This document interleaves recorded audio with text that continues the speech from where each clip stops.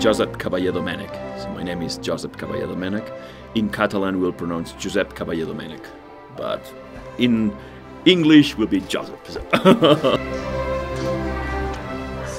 8th chord, and it's this kind of slowing down a little bit more pesante. You're always waiting something special to happen, and this click, it's a lot of things has to happen to make it work. And it has happened here, It's just an amazing place, beautiful.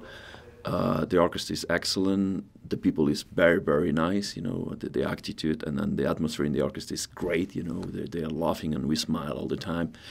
And the music making is great. So when you're offered a position where where everything has clicked, you just have to say yes, it looks like beyond us, somewhere in the stars, someone said, that's your place,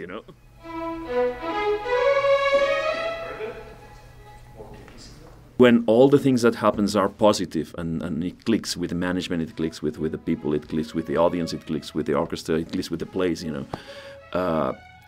that means that someone is telling you that's your place, So I just felt that that was the right time and that was the right place to put all these experiences, and to bring here with all this bag of experiences and try to do something interesting.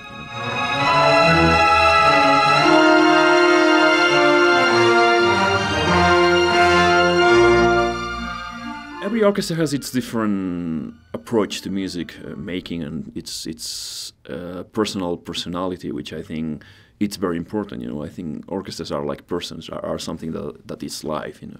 Some of them are more aggressive, some of them are less aggressive, some of them approach music in a different way from others. What makes a great orchestra for me, at least my particular point of view, is the ones that really give 100% whatever they do. And even to go even a little bit further, I don't think that great orchestras, you can hear this orchestra playing whatever. It's like, we do Beethoven, then we'll sound like Beethoven. We do Bruckner, we'll sound like Bruckner. And if we do Vivaldi, then we'll sound like Vivaldi, So I think that the capacity of getting into the music itself and expressing what it says or what the composer wants to transmit and making that very alive to the audience and to the music itself, I think that's what makes a great orchestra.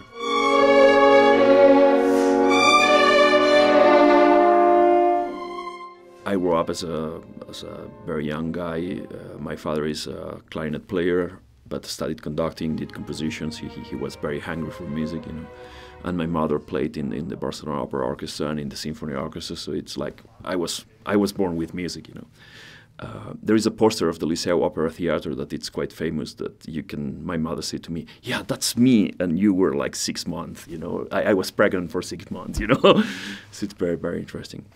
So when I was born, obviously music was in our family, I mean, I could hear all the instruments, I could hear music. My father I remember, I mean, one of my first memories is sitting on the sofa with my father listening to Beethoven recording, So at a certain point, I just started playing music, me and my brother, And my parents, they always told me and him that they were teaching us music to have something in our pocket, but they didn't want us to be musicians. So it's like, you will learn something, so in case that things doesn't go well, at least you will have something in your pocket.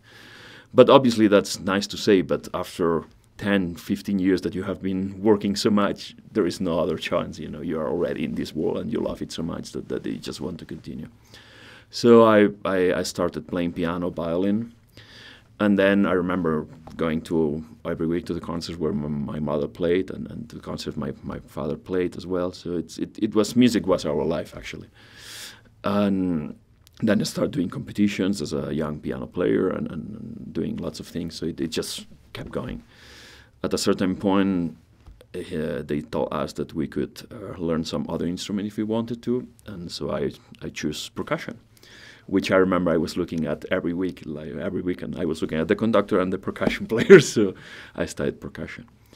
And when I was 16, then I found myself working professionally as a percussion player and ending the piano and ending the violin. So it was everything about music. Yeah, that's good. As long as it's not very pesante. we have to have really the line as possible. I would suggest that the long note, just try to do it a little bit shorter and then it will work. I won a professional position at the Barcelona Symphony Orchestra when I was 17. And I remember going to rehearsals with the scores in my pocket. At that time, I didn't thought I was going to be a conductor, but it's like just being hungry for more music, And as a percussion player, you don't have much to do. I mean, you're sitting in the back of the orchestra and probably have one stroke, like in Bruckner 7th, and you have to wait for 1 hour, So it was very interesting. It was the best period for studying, actually, because with the scores and analyzing every conductor every week, we had a different conductor every week, different program every week, so it was very, very interesting.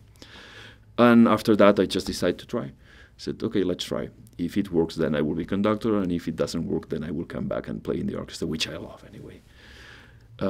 So, yeah, it has worked.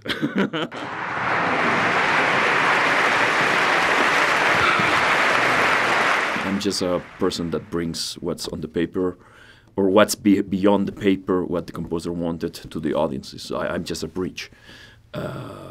If I try to conduct as Josep Caballé every single piece, then it will be boring, So it's like Josep Caballé puts his personality or his energy into Bruckner or into Beethoven or into whatever composer it is, and tries to get what's there and tries to transmit that, tries to get the orchestra involved in that, and if the orchestra is involved in the music itself, then the audience will realize that.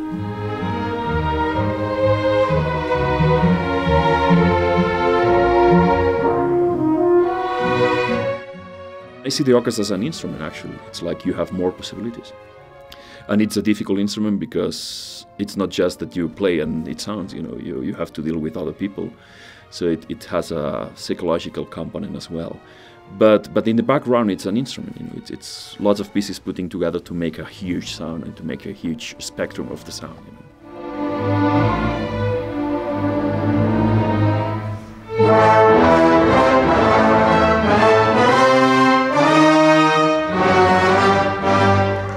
To make the cultural point of view of this city visible, I think there is only one way, and that's being trying to get the excellence artistically speaking.